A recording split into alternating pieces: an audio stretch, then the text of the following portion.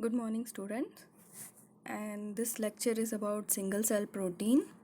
So, first will be introduction, few slides, and then we'll see what is the definition of single cell protein, and then there are what are the organisms which are used for single cell protein production, and then we will see the process in brief of how single cell protein is produced, and followed by that will be different examples of different raw materials which are used by organisms, and at last will be how extraction, the final processing of single cell proteins are done, and few examples of commercially currently available single cell proteins is given in the last slide. So we all need amino acids, right? um, for building up, they are the building blocks of proteins. Also, these proteins serve as source of nitrogen, and these amino acids, all the amino acids we cannot synthesize. There are some essential amino acids which has to be present in the food. So there is a strong need for proteins in the diet. So there are, like, you can see various options for protein. Rather than going to single cell protein, people can argue that okay, the plant source also has protein. But if you compare the plant source and the readily available source like milk and then meat, plant source has 35% protein content, milk has 25% protein content, and meat has the highest 45% protein content. So, how do you get higher quality of meat? By raising animals, nicely feeding them, and then getting the good quality meat out of them. So, when you have to feed them, you again have to give supplements, protein supplements. So, there is a lot of need for protein supplements. People have tried converting plant biomass to meat equivalents. If you take 6 kg of plant biomass, the conversion will be equal to 1 kg of meat. So meat is the best source of protein. So you all know that now people culture meat also in petri dishes. That is the advanced method, but that requires lot of sophisticated instruments, and then it requires lot of energy. So people have searched for simpler sources where you can generate protein content without any high input of energy, without any high investment. People have thought about microbial protein. This idea of microbial protein is like in 20th century, when British Petroleum first initiated the single cell protein production on commercial basis. Professor Grimshaw of MIT was the person who introduced this name, a single cell protein. Protein was the first commercial single cell protein which was used as animal feed additive. So it was produced from a bacteria called Methylophilus methylotropus, cultured on methanol, and had 72% protein content. So it's a good alternative, right? It is the organism is growing on methanol.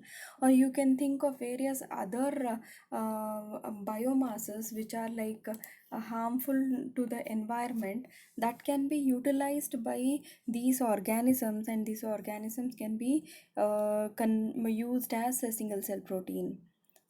So, by definition, the single cell proteins are the proteins that consist of processed microorganisms such as yeast, bacteria, fungi, or algae grown in culture, and that is used as a foods, especially for livestock. Or there is one more definition that tells like single cell protein refer to crude or refined or edible protein extracted from pure microbial cultures. Those are dead or dried cell biomass. They are definitely used as protein supplement for humans and animals. So a variety of organisms are used like algae, fungi, yeast, bacteria. In the next slide, So next second slide, I have given very few example, but as the presentation goes on, you can see the list of organisms, whichever you can remember. Please remember from each group at least two to three organisms. You have algae, you have fungi, yeast, and bacteria. They have very high protein content in their biomass. So these microbes can grow using inexpensive substrates like agricultural waste, wood shaving, sawdust, corn cobs, etc., and even human and animal waste. So it's a good thing that these organisms use those waste material, and they derive the carbon and nitrogen from these materials, and they convert into a high quality protein which they need for themselves for their division, but we can use those protein, and that protein will be exploited for as a supplement of protein for human and animal feed. Single cell protein offers an unconventional but plausible solution to this problem of protein deficiency being faced by entire humanity. NBRI and CFTRI are the two Indian companies which are extensively working on developing single cell protein. Examples from each group: fungi example are Aspergillus fumigatus, Aspergillus niger, yeast Saccharomyces cerevisiae, Candida tropicalis, algae Spirulina species, Chlorella pyrenoidosa, bacterium such as Pseudomonas fluorescens and Lactobacillus are very few examples. So if you see the protein content, fungi has 30 to 45% of protein content. If you take the overall cell mass, that percentage of dry weight of single cell protein will be 30 to 45% in case of fungi. Algae has 40 to 60%, and the advantages of algae is it can use the property of photosynthesis and grow in various low quality raw materials like sewage. Yeast 40 no, 45 to 55% is protein content, and bacteria 50 to 65% is the protein content. Relatively, you can see the nucleic acid ratio is also high. That is one of the drawback which you will see later in the slides. So we'll study little about how the what are the growth conditions of each group of organisms used for single cell protein production of single cell protein. Algae grows autotrophically. That's a very big advantage. Require low intensity light. Yeah, you have to see which year and how you are going to I mean the place where you are growing this algae should be of low intensity of light, temperature 35 to 40 degrees Celsius, and alkaline pH. These are cultivated in large trenches of sewage oxidation pond. Next group is bacteria and fungal biomass, and they can be grown easily on a wide range of substrate. They require minimum temperature of 15 degrees to 34 degrees Celsius and a near neutral pH. Next group is yeast. You know, yeast have been been known to ferment various types of uh, raw materials. So yeast can be easily cultivated on agro-industrial waste such as molasses, starchy materials, fruit pulp, wood pulp, etc. They require a temperature of 30 to 34 degrees Celsius, pH of 3.5 to 4.5, and also they require addition of inorganic acids and sulfur supplement in the form of salts. The critical factors which affect the biomass productions are illumination time, temperature, pH, suitable strain, how good aeration is, agitation, sterile conditions. So these are few of the raw materials. If you see the diversity of raw materials like rice bran, banana waste, waste liquor, molasses, baggage, and then you have orange pulp, molasses, cheese whey, prawn shell waste, that are prawn shell waste by utilizing marine yeast and insulin, crude oil, glycerol waste, hydrocarbon, citrus pulp, cheese whey filtrate. Lot of waste products can be used and then produce this percentage of protein content. By this is a group of fungi, what I am telling. In the similar way, bacteria also are known to use synthetic medium, petrochemical waste, by Halorcula species, and then rice ramhorn, soybean hull, synthetic media, and they can produce a good protein content. In the similar way, algae also, they use various other sources. They can just grow in presence of sunlight and then carbon dioxide, but you can add other source also when they can use the other source also. So the production is carried out into 5 steps. First is selection of suitable strain. This is a very critical step as the quality of protein depend totally on the microbe that is used for production. So you have to be very careful in selecting. Careful because there should not be any toxic or undesirable product which will be produced as the organism grows. The next step, once you have decided what strain, next step is fermentation. What kind of pollutant or natural media which you are going to use, what kind of fermentation, whether it's fed batch fermentation, batch fermentation. If you take yeast, you can go for fed batch and batch fermentation. For that you need a deep lift fermenter and air lift fermenter are best suited for this kind single cell protein production. Also, if you take fungi which are growing, they are as well adapted to solid state fermentation. So that is important during fermentation. And next is harvesting. Harvesting is just separating and concentrating the single cell protein. In some cases, the treatment may cause drying effect also. The separation is done by simple decantation. Post harvest treatment is very important. Harvest After harvesting, the cells are subjected to variety of processes like separation by centrifugation, washing, drying. Then the important step of processing the final single cell protein. Depending on the substrate material and intended food or feed application, various processing steps are required prior to formulation of the final single cell protein product. The first and foremost is like if you take algae, you have the outer cell wall which has to be removed.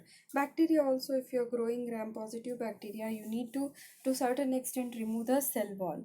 But there are some cases like some single cell proteins like corum, and then if you have euglena grown, you need not do a special treatment to remove the cell wall.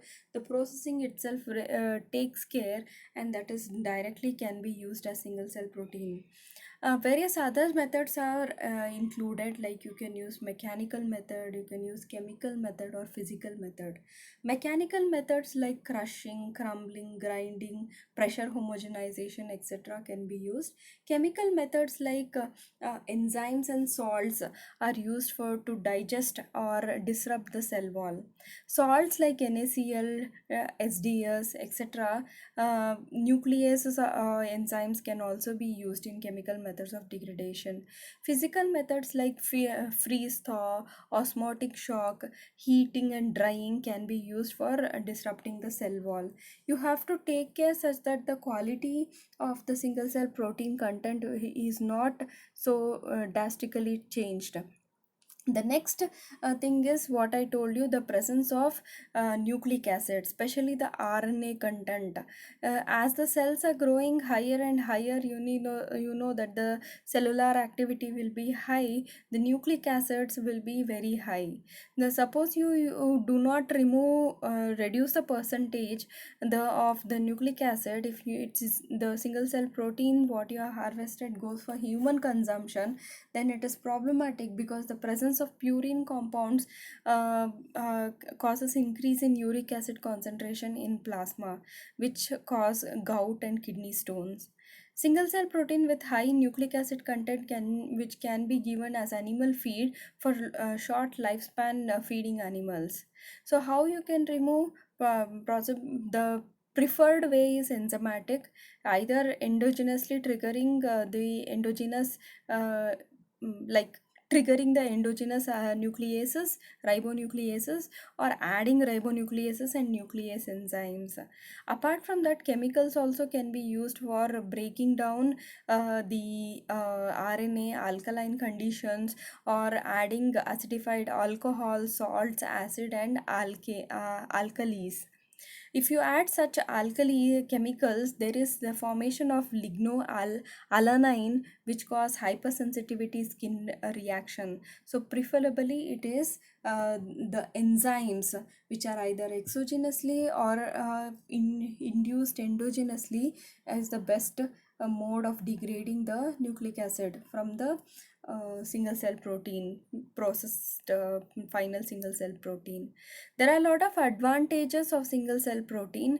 When you grow in large scale, of course, you are using the waste materials, that is one, and the production is independent of majority of the climatic conditions. You can easily handle. The microbes can be genetically modified to vary the amino acid composition, and they have a high growth rate. So in shorter duration, yeah, you can get a good yield of single cell protein. And in case of algae, it is solar energy which is used, and there is no very less of land requirement. Economically it is beneficial. You can do continuous culture, by which you can get continuously the single cell protein.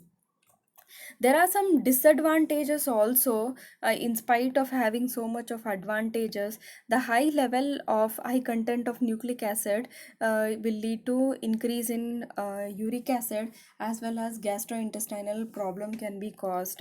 This increasing uric acid can lead to kidney stone and gout if consumed in high quality quantity. You can have the presence of secondary metabolites which can be toxic. Sometimes this is poor digestivity. Uh, and then you can have skin hypersensitivity reactions also. The capital cost of production is high as sophisticated machineries are required. So these are the disadvantages, and this is a big list of like current companies which are producing single cell proteins, microorganisms, and what are their source. For example, the very first one, Algeon, which uses Euglena glacillus, uses carbon dioxide as the substrate, and this is the company address. And you have various list of companies which uses different substrates. See, you have carbon dioxide which is easily used, methane, and then methanol, alkanes, glucose syrup, reverse spent yeast, sugar, feedstock. So these are the companies which are successfully producing single cell protein using these organisms. So what you have for your exam is what is the definition of single cell protein, how single cell protein is produced, you're taking examples from each group and how it is produced, and what are the advantages and disadvantages. If any doubt is there, kindly mail me or message me. Thank you.